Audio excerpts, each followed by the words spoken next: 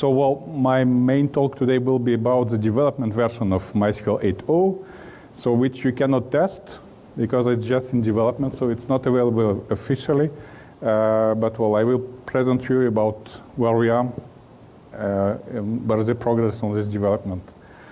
So, well, some initial parts are similar. So, somebody already attended my talks before, I don't know. Well, I see many familiar faces. So, well, I'm from Paris, so you can find all about me on my blog site, so and contact on Twitter if you want. So it's the talk is about so MySQL performance mostly, of course. So we'll speak about little bit 5.7 anyway, just to cover some points which are important to repeat. And of course, about the progress on 8.0. So this talk is mostly about single MySQL service instance, okay? So I will not touch replication, so there's so many, not optimizer, it's just basic tuning, basic problems that we have, so wide scaling and not. So, well, this is my classic starting deck, so probably after lunch to wake you up a little bit. So many people probably recognize them with their first development on MySQL with this, or first website, you know, which is working silly-willy and it's enough, and then puff, you get your first success, so you have overload, then you try to improve it better, and then again you have overload, and then you suppose that it's completely iron strong, and again it doesn't work, and then you have huge amount of users come in and kill all your production system and so on. So, well, this is all about MySQL. Well, performance generally, whatever you know, you can apply it to anything, and even if you have completely strong solutions, so it can be broken anyway. So, well, that's why it's the same question I'm asking every time. What is the main #1 best practice? So I will not torture you today, so use your brain. So with MySQL, you cannot, well, there are tips, there are many advices, but if you don't think about what you're doing, and I will bring you to this position about the benchmark as well. You should not just look on numbers, and in fact, it's the main slide. So you should understand what happens inside. So what is valid for you, what is not, and what you do. And the point #2, which is important, is monitoring. Don't even start to do anything if you don't monitor, if you don't save your data, you don't analyze what happens. So the tool #1, well, I never see something better than Enterprise Monitor, but well, it depends, of course, it's not free and so on. You have tons other tools. Well, when you see graphs like this, so you know it's mine. So I am a bad player here, so I don't use corporate tools, I use my tools. So my tool is DimStat, and you can find all the info at the end of the slides if you want to use it as well. So during this conference, there was tons of tools presented to monitor the system. Please take time to validate them. They are not eating your resources. There are many tools which will use half of your machine or will do some silly thing just to say that everything is okay. And when you have a problem, you will just miss about what happens. Why scalability? So don't know if you follow. What is your biggest hardware config for today? Who can say more? 20 CPU cores, 40 CPU cores? Okay, who used 20 CPU cores at least? 32. Okay. Well, you see these numbers are going from year to year, so it was amazing. In 2015, it started on 2 CPU cores, or 2 CPU socket becomes 36 cores. And now today it's 56, so well, you know, even it's the same small box, but we need to use the CPU, okay? And if we cannot use the machine, so well, you may still use many MySQL instances and so on, but of course you have more pleasure when single instance can use them. So well, many people confuse scalability with something else. So the main point is until you have hardware resources, you should be able to use and show you better throughput. So this kind of graph I see everywhere, every time, so I call it bullshit graph. So in fact, people present use on something is scaling or not, And in reality, what happens inside, it's just then on one system will be able to keep load after when there is no more resources, another cannot. But both scale and up to some level, and then just you need to protect your load. So you may reduce concurrency, you may reduce number of transactions concurrently running, but well, there is nothing related to software mostly. So you can do it even with application. You know, it's like we have a queue and you know that only 2 persons can go. So why will go 20 inside if only 2 can pass? So here it's the same. And let's go about benchmarks. So the best benchmarks that you could have for you, well, it's not Linkbench. This is a benchmark with the best for Facebook, right? So who cares about Facebook is if you have completely different workload in your production. So the best test for you will be your production.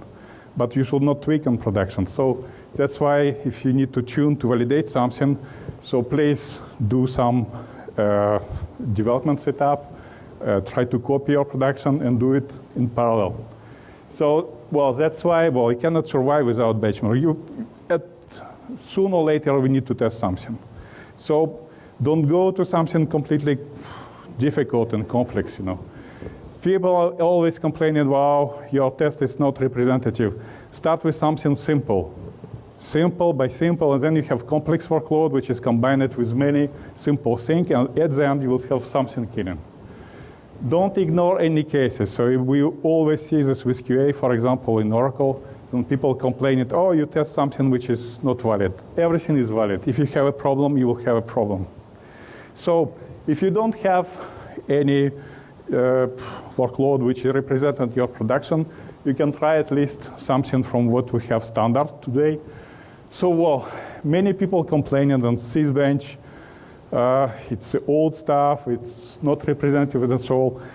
It's amazing because it's completely, nobody outpassed it.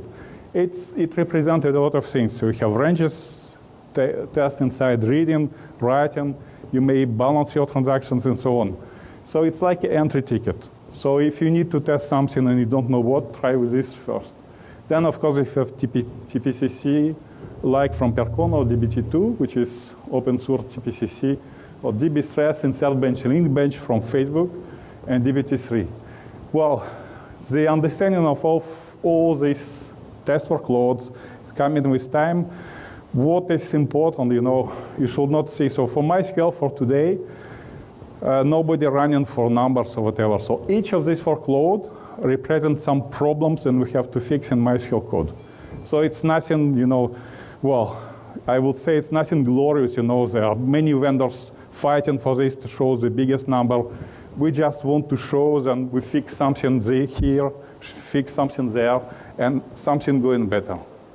So during the last year, I saw tons of benchmarks presented, you know, Google, Amazon, whatever, so they do some completely, well, I will remain polite. Well, it represents nothing, okay? People repeating it stupidly and then obtain something, then it's useless, in fact. So, well, here I just decided to represent a short plan how you should test if you want to understand something. So first you start with a small data set. Well, not too small because you will run in CPU cache in this case. Just start at least with 80 million tables, rows in tables, and do completely in memory test. So everything is in memory. You will test your CPU, your memory. If you don't obtain expected results, I don't know, like 1 million queries per second, like we published it before, you have a problem. Don't go more far, fix this first. Because, so step 2, just increase the number of your data. If again, it's read-only and in memory and you have difference, you have a problem. So probably you have table scan. Well, normally it should not be dependent on size of data in this case. After that, you can reduce your memory, so reduce your buffer pool for InnoDBs, and you will have I/O, and then we'll see how fast your I/O. If you see killing performance, so your performance going down, your I/O is too slow. So if already your reads are slow, what you want to do is writes, okay? And then you go to the fully I/O bound load, and then you really will see what your storage doing for you. And you will know then if only with reads you have some level of performance, so you cannot go more once you will add writes, because it will be only worse.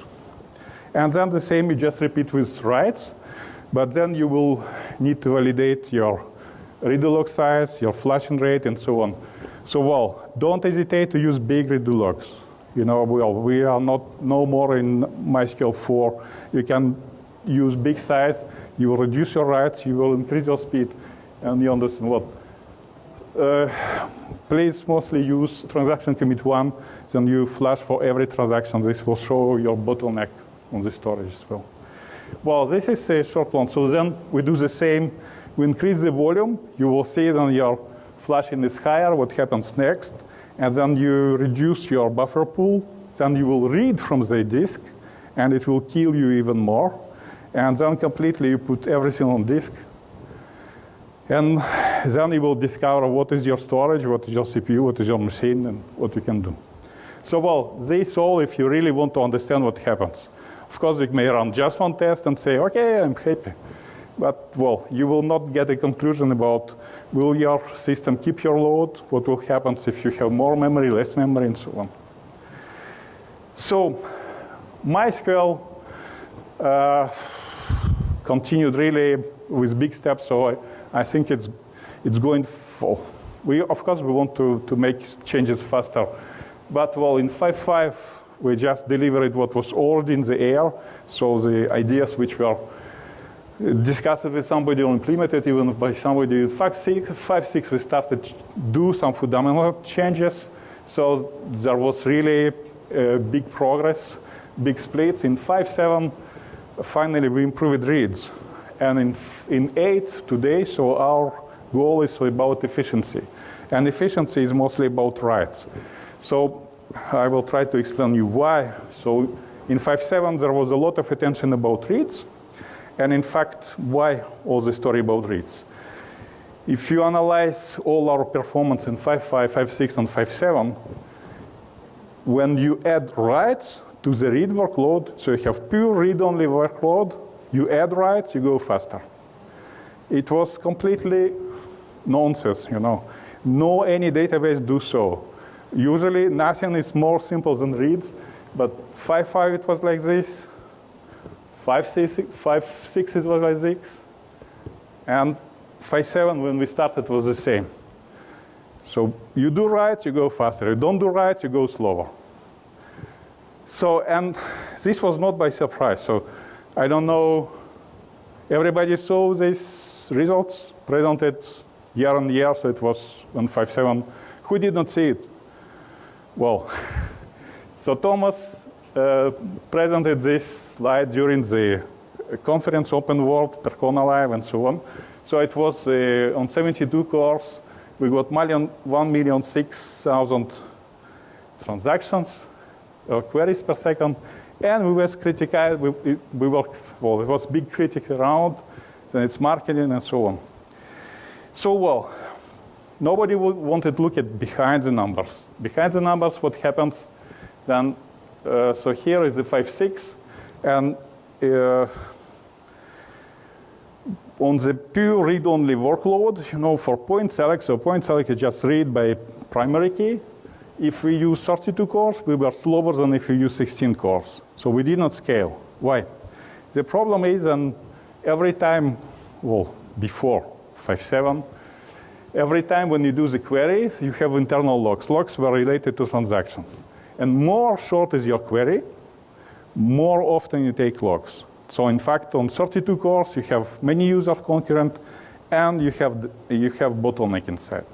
So the solution which was possible in 5.6, we added read-only transactions. So what happens, we will just group all this query in single transaction, and you have only one log when you enter transaction and when you finish transaction. This allows it to improve performance. So how to show? So in fact, here it's without transaction, with transaction, without transaction, with transaction. So in fact, if you use transactions, in 5.6, you are already able to show near 1 million queries per second. Wow. But well, for us, it was just a workaround, not a solution. Solution came with 5.7. then whatever you use transaction or not, you have the same performance. This was a big step. So, well, this was behind this number. So we were happy then we got this broken this limit. And then, of course, it's up to you to decide if you want now to group your queries in transaction or not. You start it like this. So, well, that's why I was surprised that so MariaDB published the benchmark result, and they group in one single transaction 1,000 queries. So, well, I understand that they wanted to arrange fits to boots, but anyway, so well. And they were not critiqued for benchmarking, so it's amazing. But well, we initially made 500,000. It was 32 cores. Then it was 40 cores. Machine on that time, 645. And 72 cores. We arrived at 1.6 million. What was amazing on the same machine before even 5.7 became GA, we already made 1.8 million. But well, nobody cares today, you know. So because we've broken this limit, it's fine, we are happy with this. And now, you know, the biggest servers that I have in lab, we are doing 2.5 million. And well, it's for the first time I speak about, you know, because, well, fine. You know, we know then the limit is broken, now it can be only better. So bigger machine, bigger result. What's amazing here, so you see this, there are two results, 2.2 million and 2.5 million. 2.5 million we can get if we do some tweaks near binlog. In read-only and binlog, you imagine. So the code is so sensible that few checks in binlog impacting read-only performance now. So well, that's why there's no really guarantee that at the end we'll have 2.5 million or whatever, but we don't care anymore because, well, people need features. And if you look on the history of MySQL, so every new version coming with bigger code path. So you always have additional overhead, so we don't know what to expect. In MySQL history, this was already Drizzle. Who used Drizzle? Nobody today. Oh. So it was featureless MySQL. Everybody said that it's feature of MySQL. We don't need all this stuff, blah, blah, blah. And even one day Markov again put a tweet, and what is Drizzle? So in fact, nobody wants MySQL without features. So, well, what you want. At some point, we need to accept some regressions. Sometimes we can improve stuff, sometimes not. So why? For the same reason, there was a total silence last year about MySQL Performance for 8.0. It's just because we got this killing regression. So you see, this was our 8.0, which we shipped 8.0.0, 8.0.1, so it's the same. So in August last year, so we decided to remove changes which are made. So it was huge problem, big debate, but well, we decided to not try to solve the problem, but just rewrite the whole code which was written until then. And so reverted code started to show at least the same performance as 5.7, and now we can go forward. Finally. So what kind of problem we got by 5.7J? So on read-only, you see even we have good performance on read-only, there are still problems. So on block lock, if you read the same blocks often, you may have contention inside, it will not scale. Lookups via secondary indexes make them 10 times slower than primary key. So if you use only primary key, you're on the right way. And there is file system mutex, which is called on every I/O operation. So even you do read only from the disk, you are limited. And of course, double write, redo log, log management, transaction installation, so repeatable read or read commit, update performance, insert, and so on. Huge wagon of problem. The good stuff is in 8.0 dev, we address many of them. So One interesting story happened with double write. So probably you saw them Percona ship at Percona server 5.7. They have a new double write solution. Our double write solution was ready on beginning of the year, 2016, just that it was after GA release of 5.7. So what happens then, we are not allowed to put a new code in GA release. And to get it back to GA release, we need to test it first in the development release. But to get it in development release, we have other list of changes which will be done before. So until it's not in development release, it cannot go to 5.7. So it's already 1 year passed, and well, it's in pipe, so it will come one day. But well, that's why it's important to finish everything before GA. But the real fix will be just to get rid of this, and well, then everybody will be happy. So what happens now in 8.0 development? So we are attacking on changes which were untouched here from beginning of InnoDB. So first of all, this file system lock, which is called on every IO operation. Then, so all the stuff related to redo log, transaction management, and log management. So I put here the name of mutexes, which you can see weights on them if you monitor deeply internals of InnoDB. So changes are changes, but you know, idea may be good, but all depends on implementation. So I prepared the test plan, so align it with the test plan, and I expressed it before. So we will try now to see how new development release performs on every workload that we have. So starting with Sysbench, 10 million rows, 15 million rows with 8 tables, so pretty big enough. Uniform distribution Pareto, DBT2, Linkbench, DBStress, and insert bench. So well, I have 3 servers. Well, to make it more simple, I will just present results for one machine. So what was amazing then on biggest machines, and I have 96 cores. 96 cores, hard to imagine. It's still only 4 sockets. So before it was 32, now it's 96. And well, write performance is, write processing is doing so well, and so we hit Linux bugs now. So it will be finished by the end of the month for Linux, and then probably we can retest it. So on 96 cores, I was able to use only 2 sockets, not also or 4. So in fact, 2-socket 44 cores machine represent all of them together pretty well. So the configuration: big buffer pool, medium, small one, so 128, 64, 32, transaction commit, direct IO, redo log 32 gigs, and then isolations. Well, I will speak about what. I forget to put slide about this. Okay, and load levels. So first of all, to validate, then on read only, we don't have any regression, because this is pretty common stuff.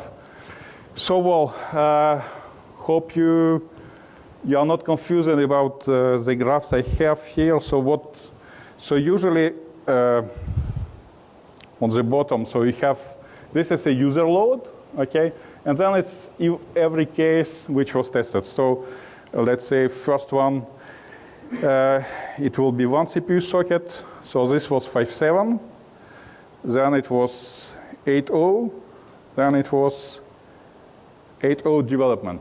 So in fact, they have the same performance, no problem. So, and from going from 1 CPU socket to 2 CPU socket, we have near twice better performance. So all is fine, no regression.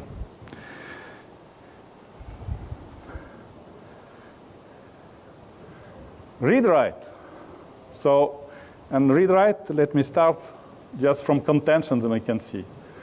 So you see the current 8.0 and 5.7.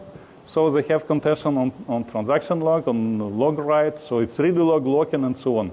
And we have nothing for 8.0 development. What kind of performance we can expect? In fact, what's amazing, so the difference on log weights is so big, but on performance, real performance is not that. So the development is here and it here, right? So there is a gain, there is a clear gain, but well, it's not bigger than 50%. So why? just because read-only workload, it's 90% of reads. And reads, we already improved it in 5.7. So we have the gain when we can improve something, but well, there was not too much improvement on this workload, so the gain is not big. But what's important here, there is a big problem from the beginning of InnoDB already. So it's 5.7 here, and if you change transaction installation, so repeatable read by default in InnoDB is not by surprise, because you have better performance with this. So as soon as you use committed read, you, for every short query, so you using the lock on transactions, and this kills your performance. So you see even on read-write, when we have mostly reads, and it reads impacting it all, so you have lower performance if you use committed read. And everybody wants to use committed read, especially on replication, because you will have less problems with this. And what is great with 8.0, then we have exactly the same performance. This is a huge step ahead. So this is just uniform OLTP read-write. Okay, it's fine. Now what will happen with Pareto distribution? So on uniform, it's okay, you know, as we access data widely on the database. With Pareto distribution, you have a big drop. So on the left side, it's 5.7. So you see, here it's repeatable read, and on your right, you have committed read. So with committed read, you have slightly better performance, but there is still a drop. Why? So because with Pareto distribution, you mostly use the same rows, so it's artificial contention. Well, in this benchmark, yes, it's artificial contention, but in your production, it may be normal workload. Like in Facebook, they have mostly people, if they start to read the same articles, they will attack the same rows. So in 8.0, so of course, if you use repeatable read, so everything will be the same because you cannot improve. You have logical contention, so application contention, artificial bottleneck inside. But you can resolve this by using committed read, and then you have way better performance. So if you, this is on machine with 40 cores, so it's the old hardware, okay? Old hardware, 4 CPU sockets. Now, if we look on the, how to better show you. So because what is amazing, it's also is difference between new hardware and old hardware. So you see the old one, you can see that on 8 users, we only on 2,500 transactions per second. And on the new one, even with 8 users, it's already 5,000, 2 times better, just because you move to new generation of Intel CPU. It's really a long time did not happen. And it's not cache size or whatever. There is really something improved on the CPU stuff. So well, I don't know if you realize, so in fact, this is a huge step for replication, for general writes and so on, just for this part, just to be able to use committed reads. And now let's move to the biggest problem. This is about updates. So on read-write workload, having reads helping us, because reads are scaling better, so we have better performance, and blah, blah, blah, everything is fine. This is 5.7, and it's only update, so update no key. So even we just update rows by primary key, okay? So the problem here is, here it's 1 CPU socket, and here we have 2 CPU sockets, okay? And we are worse with 2 CPU sockets than with 1. So bigger machine we have, worse performance you obtain. And this is completely killing. So if you do mostly updates on your system, well, you may buy good storage, whatever, but you're not scaling. So what is presented on the graph, so we try to limit some concurrency with InnoDB side concurrency, with spin delay and so on. But well, there is nothing to solve because the problem is on this contention side. So in fact, from the beginning, we are hitting read lock contention. And then when we have more CPU, we hit on transaction lock contention. And both are like blocking doors which not letting your transaction go out. So what happens now with 8.0? So again, you can see that with 8.0, there are some empty place. What kind of performance to expect? Any idea? 10%, 20%, 40%? Who more? Guys, wake up. Hey. Okay, I will help you a little bit. So you can see 8 user, 8, 16, 32, 8, 16, 32, 8, 16, and we have already the same performance. So already with 16 users, you have the same performance as before with 32. Any idea what will be next?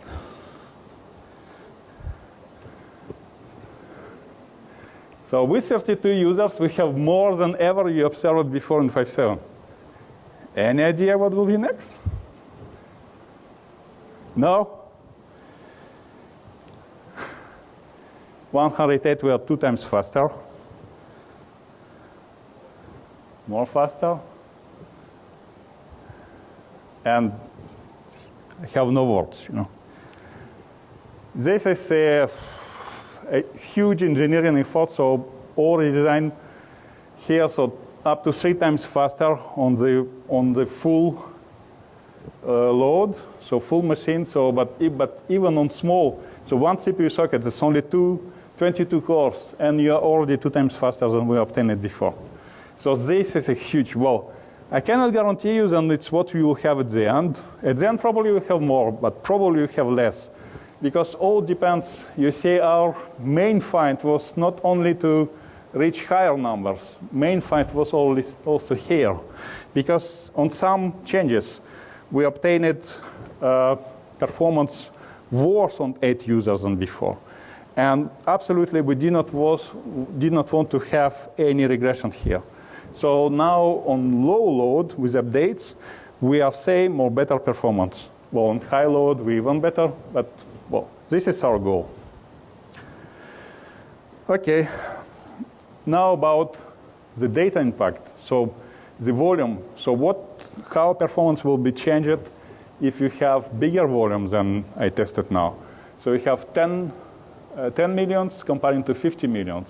So 8 tables each time, and well, on the similar workloads. So on read-only, no changes. Well, you will just read more from the memory, it's fine. On read-write, you're starting to see the decrease because you are starting to do writes. So it's not big, but you're starting to see the impact.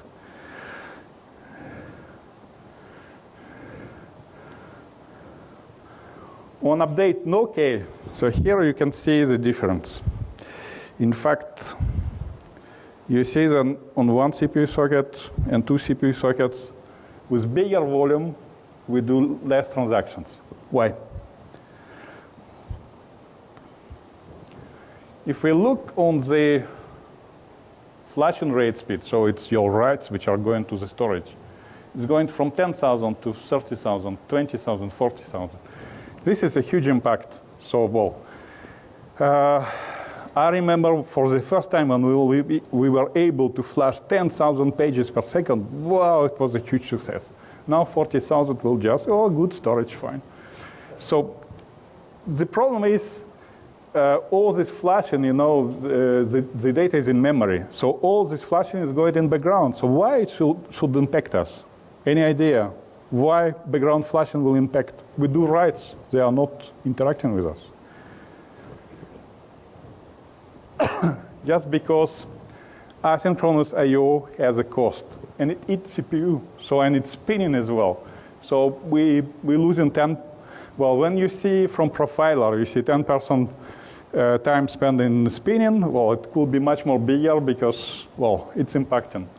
So, well, this is something to fix. We need to work on our I/O level as well. And what happens exactly on big machine or whatever with fast storage?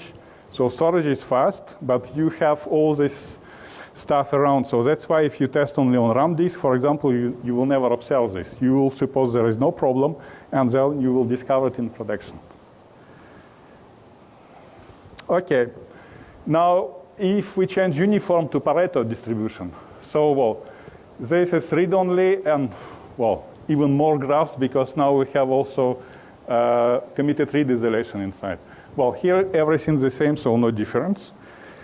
But on read-write, yes, we can see then, well, of course, committed read is a must, but bigger volume you have, so okay, there is a small decrease. And on updates, well, exactly the same than before, so, well, Pareto is not changing too much, but volume is changing. Now, what about I/O impact?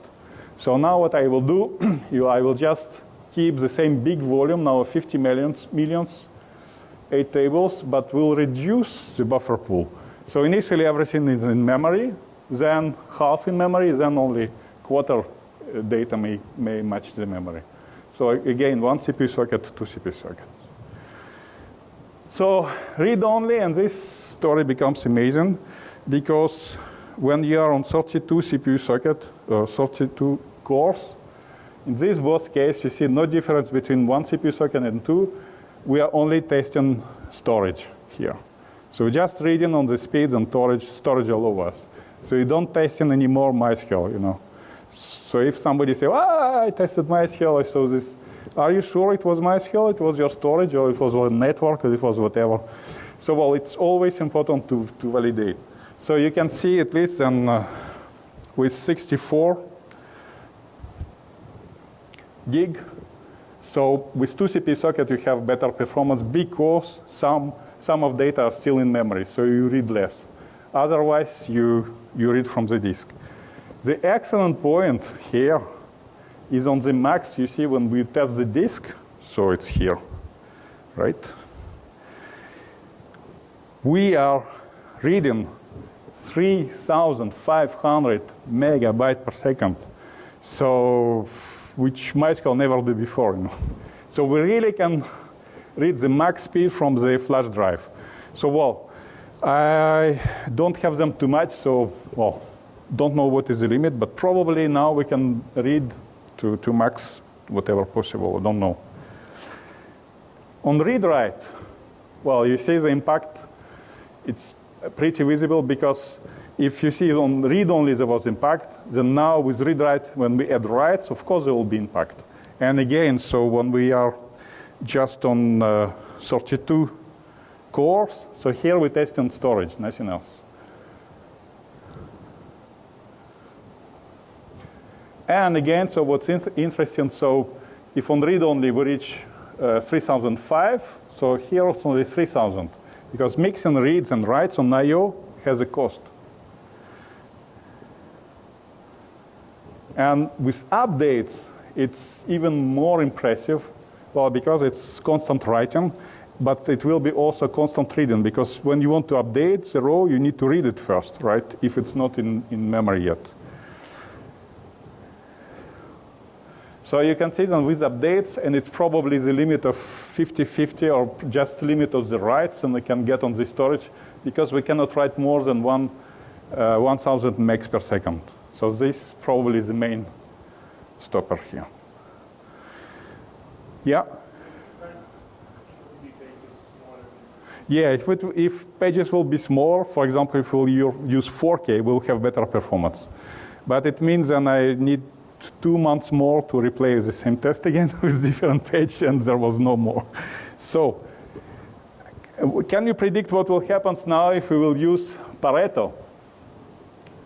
So this is OTP read-only Pareto distribution. So means Pareto different to uniform, then much more often we'll use the same rows. We will have logical concurrence. So you can see on read-only, whatever size of the pool, buffer pool we have near the same performance. Thank you. Just because we do less reads. We do less reads, so most data we access, we bombarding in memory. Even with small memory, it will be still here. So the same for read-write. So that's why it's important for you to test how your production accessing data. If you're scanning all the database, okay, fine, you see the problems that you have.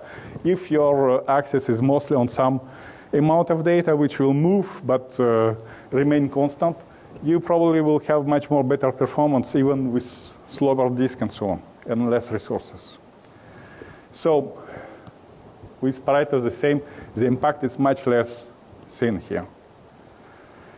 So, well, idea about Sysbench.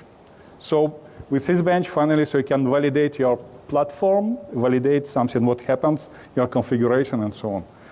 What about Linkbench? So, well, I use it, set up here 150 millions, so which is 150 gigs.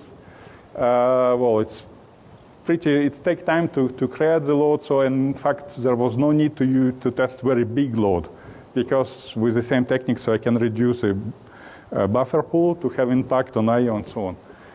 So unfortunately, it's not working with 8.0.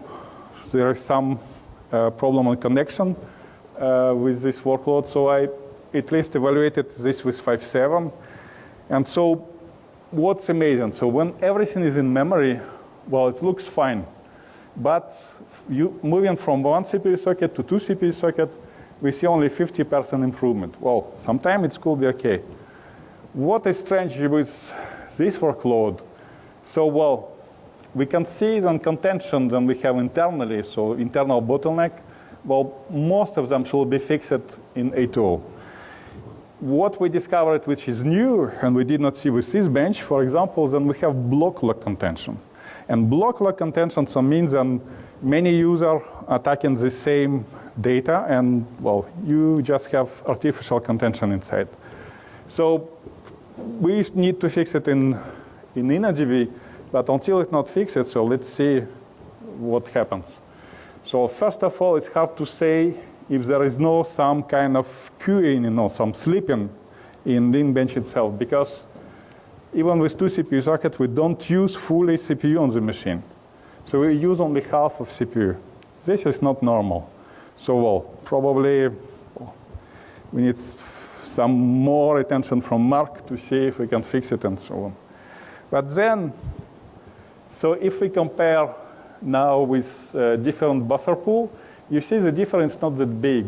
So in fact, I/O impact is not very important for Linkbench. But what is amazing, then, so less we have buffer pool, bigger we have contention on the block lock, and this is really killing, because this and this, having such a contention inside of the block lock, so this workload will never scale. So probably that's why they are so happy with RocksDB, because on InnoDB they hit this lock and not on RocksDB, and this is explanation as well. So, well, once it will be fixed, probably it will run better here, but I don't know. When we will be able to test with 8.0 code, it will be more clear, because at least all this known contention will be resolved, and we will see if block lock impacting really or not. Insert benchmark. So, well, this is evaluated on speed, speed of insert.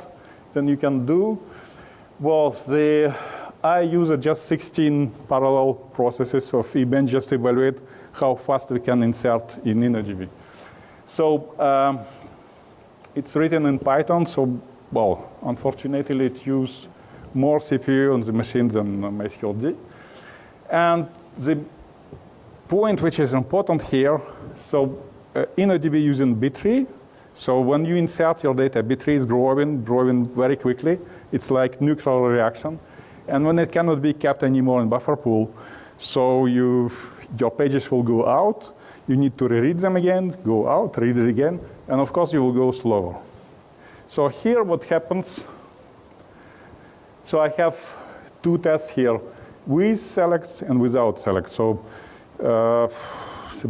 Mark again added selects inside because, for example, TokuDB, it was very advantageous, so it will write mostly and never read the data. But, well, people are not only writing, they also read. So when you read, you will reread again the pages which you probably don't need for insert anymore, but you'll need for select, and this will impact. So well, you can see, so first left part when you have select, so this is with select, and so there are 4 cases with big buffer pool, so 128, 64, 32, 16. So you can see then with big buffer pool, we don't have any impact, so just insert speed and select speed remains the same. So you should keep in mind that eBench, it's doing 1,000 insert per transaction, so 300 means 300,000 insert per second, okay? So it's twice bigger than Mark Elgan observed in his test. So well, as soon as you don't have space anymore in the buffer pool, your performance is going down. So with smaller pool, faster, and that's all. So when you don't have select, well, okay, you have slightly higher performance on insert, but anyway, you have a drop. So of course, you can imagine that many people leave it with this anyway. So how they do, in fact? There is a good workaround. So in fact, you may do partitions on your table. Means your index will have several indexes, in fact. There is no one index. So we'll have several trees. Means that once you finish it one partition, you will move to another one, and your index from first partition don't need anymore. So it will be just transformed to this. So whatever size you have, if your partition is small enough, you just constantly have the same performance. But well, I will say it's workaround because, of course, if we will have more contact in the index, better compression inside or whatever, we could solve it even for one big table. But honestly, well, having one big table is not good because if you need to do some drop and so on, anything big should have partitions. This is rules. And well, for the end, just about DBT2. So this is a classic TPCC. Unfortunately, so 8.0 has problem on this workload. So I was able just to validate it 5.7 to see what we can expect. And this is amazing, you see. So TPCC workload, mentioned it so many times. And so do you know why it's so lowered by CPU vendors, in fact, and not so much by storage vendors? So first you see it's, so it's already a big database, but you use smaller buffer pool. It changed something, but not too much. Well, just because. So you see it's probably the smallest I/O activity than we have on all the tests we observed until now. So in fact, it's fine, but it's mostly CPU bound. So when you see CPU activity, you see the benchmark itself using very small, and 80% it's MySQL D. And that's why it's lowered by CPU vendor. And one of point which is important, so well, it's the same contentions and we fixing in 8.0, but still, again, there is a contention which is present on the block read-write lock. So well, there is also dictionary contention which we expect to be fixed with new data dictionary. Well, and crossing fingers, everything looking really well. So if what we planned for 8.0 will be released, oh, we'll have really great release. New data dictionary, excellent performance, blah, blah, blah, blah, blah, blah. So I leave blah, blah, blah to Thomas, but well, you have real numbers. So, well, work in progress, and it's amazing because every new release, you know, transforming our man to Superman, and let's expect that 8.0 will be the same. And as promised last slide, just about the tool I'm using, and well, have all the stuff inside. I am on time, and you have time for questions. It's probably, yeah.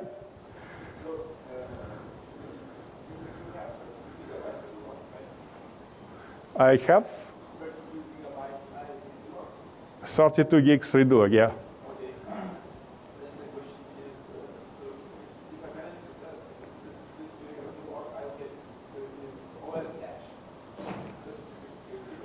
No, so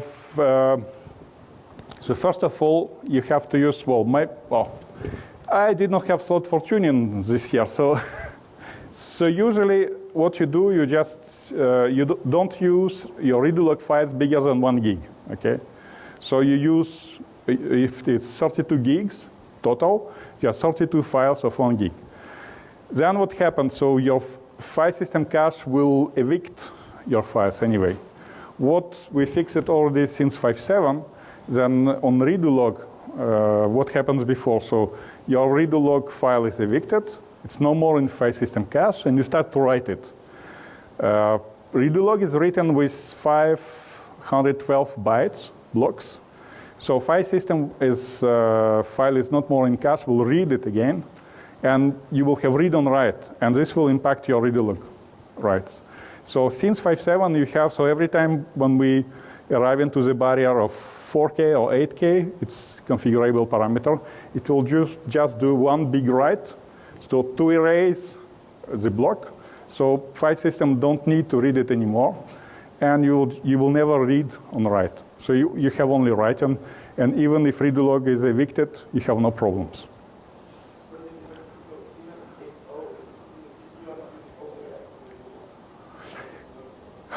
We tested ODirect. The problem is, and it's not efficient. So for ODirect, first you need to be aligned with hardware blocks, and you will write much more than you need. This is a problem.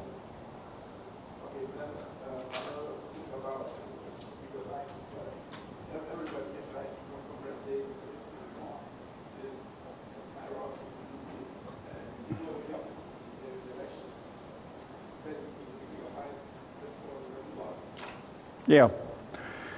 Well, I will not speak for something which is not done, but there is a good plan to reduce the space of redo log. So, by several ways. So, we still have, we need to agree, at least internally, how we want to do it, because there is a lot of, around redo logs, there is a lot of historical problems. So there is a big ranges of reserved space, which are here historically, because HK expected, should not happen, but if this happens, then we still have a place. So even with 32 gigs, you may still have, I don't know, 4 gigs, which will never be used because it's for safety, okay? And again, so by fixing redo log, we discovered very interesting bugs, and we have historically in all InnoDB. So who using in production transaction commit 1? Everybody use 1? Who is using 2? Nobody using InnoDB? So, you have 1, then you flash on every transaction, and 2 if you will flash every second, okay? So what happens in the current code in 5.7 and any previous one, there is no wait. Users are not waiting. So, if you say, then, okay, I want to flash once per second, nobody wait for this second. So it just happens in background. So we suppose that in every second we flash, but nobody wait for this. So in fact, you may write much more transactions. So it may be 10 seconds, 20 seconds, and your flash is still not finished. And there is no wait. So in fact, you may lose much more. So that's why, people usually, when they use transaction commit 2, they use replication and semi-syncs, on at least you have a copy on the slave and so on. So on all these tests, and I presented, it always was transaction commit 1. So we want to have the max guarantee, max security, and so on. So all the tests now move into this direction.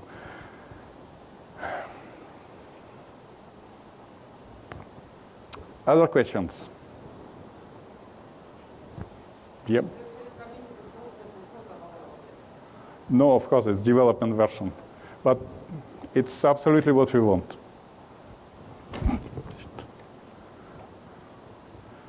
Well, I'm done. So, if you have other questions, we can discuss outside, so no problem. So, thank you very much.